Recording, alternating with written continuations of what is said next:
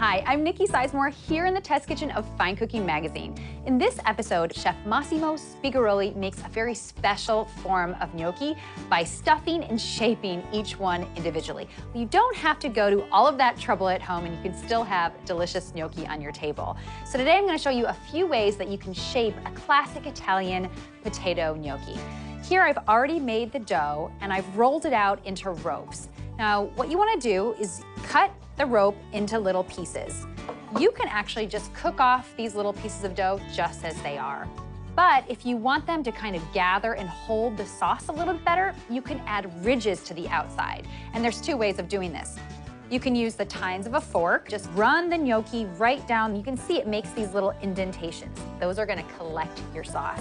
You can also use something called a gnocchi board, which you can find at most specialty kitchen stores. And this works the same way. You just roll the gnocchi right down the board. The indentations won't be as kind of pronounced, but it's really easy to use. I'm Nikki Sizemore, and for more recipes and tips, visit finecooking.tv.